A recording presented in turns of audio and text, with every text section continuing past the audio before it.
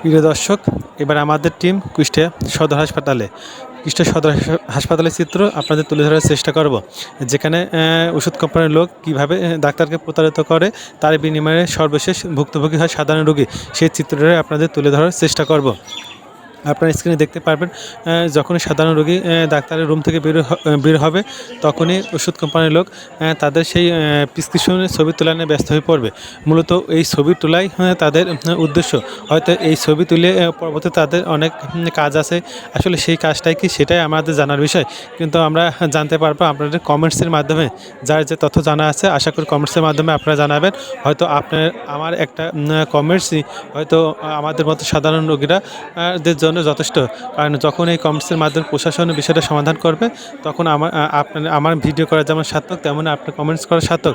তার বিনিময়ে হবে সাধারণ রোগীরা তাদের আর্থিক দিয়ে যে লস আছে, সেই লস থেকে তারা সেভ হবে বা আর্থিক দিয়ে অনেক লাভবান হবে। আর্থিক দিক দিয়ে লাভবান এই জন্য হবে কারণ একটা রোগ নিয়ে এই রোগীকে বারবার ডাক্তারের কাছে যেতে হচ্ছে, কারণ ভুলভাল ওষুধ খেয়ে তাদের ওষুধ সারছে না। যখন সারছে না, তখন তাদের দিন কামাই করে আবারও ডাক্তারের কাছে যায়, সারাদিন লাইন ধরে থেকে ডাক্তার দেখানো লাগছে। এতে করে দিন শেষে আমাদের মতো সাধারণ রোগীরাই অসুস্থ হচ্ছে। তাই প্রিয় দর্শক, আপনাদের গুরুত্বপূর্ণ কমেন্টস করার জন্য অনুরোধ করা হলো। আর যদি ভিডিওটি ভালো লাগবে, অবশ্যই লাইক দেবেন এবং শেয়ার করবেন। হয়তো আমার একটি শেয়ারই বা একটি কমেন্টসই হয়তো এই সাধারণ মানুষের দুঃখ লাঘবের জন্য যথেষ্ট। প্রিয় দর্শক, আজকে আমাদের ভিডিওর চিত্র কুষ্টিয়া সদর হাসপাতালে। সেখানে সাধারণ রোগীরা কীভাবে প্রতিনিয়ত প্রতারিত হচ্ছে কিছু ওষুধ কোম্পানির লোকের কাছে, সেটাই আপনাদের ভিডিও চিত্রের মাধ্যমে তুলে ধরার চেষ্টা করব। আপনারা ভিডিওটা দেখে আপনাদের গুরুত্বপূর্ণ একটি কমেন্টস করবেন। ভিডিওটা ভালো লাগলে অবশ্যই শেয়ার করবেন, কারণ আপনার একটি শেয়ার বা একটি লাইক হয়তো রোগীরা অনেক আর্থিক দিক দিয়ে অনেক সেভ হবে। কারণ এই কমেন্টস বা শেয়ার হয়তো কখনো প্রশাসনের সামনে পড়লে প্রশাসন এই বিষয়ে একটা উদ্যোগ নেবে, যাতে এই ওষুধ কোম্পানির লোকেরা সাধারণ রোগীদের ঠকাতে না পারে। কারণ তারা ডাক্তারদেরকে যেভাবে প্রলোভন দেখিয়ে তাদের ভেজাল ওষুধগুলো লেখার জন্য প্রভাবিত করে। এতে করে অনেক ডাক্তারই তাদের লোভে প্রভাবিত হয়ে প্রেসক্রিপশনে কমা ওষুধ লেখে। এতে করে দেখা যায় একটা রোগী যখন হাসপাতালে চিকিৎসা নিতে আসে, সারাদিন এই রোদের ভিতর দাঁড়িয়ে থেকে ঘন্টার পর ঘন্টা, তখন তাদের ভুল কোম্পানির ওষুধের কারণে তাদের রোগ সারে না। এতে করে দেখা যায় আবারও একই রোগ নিয়ে আবার তাদের দিন কামাই করে বা কর্মস্থল বাদ দিয়ে তারা হাসপাতালে চিকিৎসা হতে আসে। এই ক্ষেত্রে টোটালি দেখা যাচ্ছে যারা ভুক্তভোগী হয় একমাত্র সাধারণ রোগীরাই। একদিক দিয়ে যেমন কিছু কিছু ডাক্তার লাভবান হয়, আর লাভবান হয় কিছু ওষুধ কোম্পানি। আর সবচেয়ে যেটা ভুক্তভোগী হয়, সেটা সাধারণ রোগীরা। সবসময় তারাই ভুক্তভোগী হয়, সাধারণ মানুষ বা সাধারণ রোগীরাই প্রতারিত হয়। তাই প্রিয় দর্শক, আপনাদের কাছে বিনীত অনুরোধ, আপনাদের গুরুত্বপূর্ণ কমেন্টস ও শেয়ার আশা করছি, কারণ আপনার গুরুত্বপূর্ণ কমেন্টস বা শেয়ারের মাধ্যমেই এই সাধারণ রোগীরা তাদের প্রতারণার হাত থেকে বাঁচতে পারে।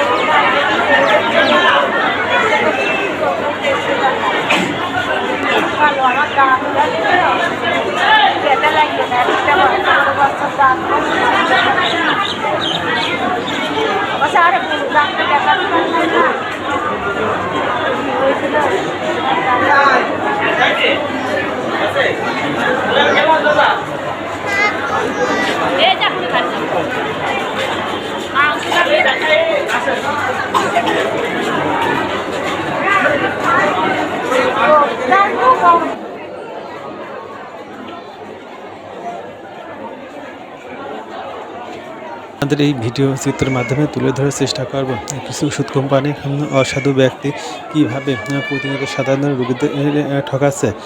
আপনার এই ভিডিও চিত্রের মাধ্যমে সেটা দেখতে পারছেন। দেখছেন যখন কোনো রোগী যখনই ডাক্তার চেম্বার থেকে বের হচ্ছে তখনই তাদের প্রেসক্রিপশনের ছবি তোলা নিয়ে কিছু ওষুধ কোম্পানির লোক খুবই ব্যস্ত।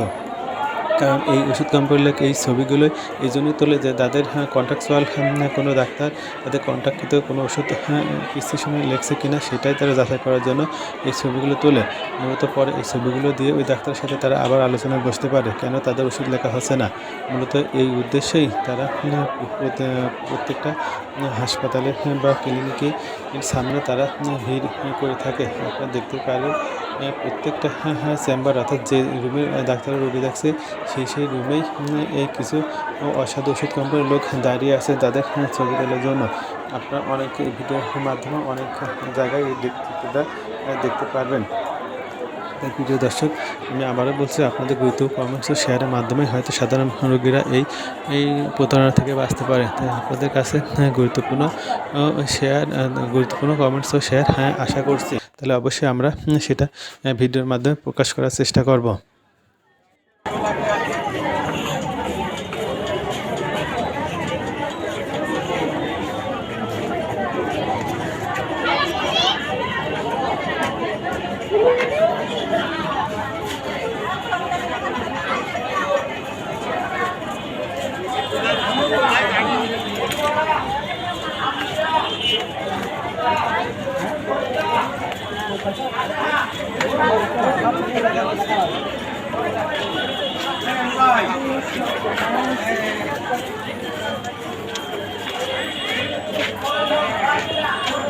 ঠিক আছে।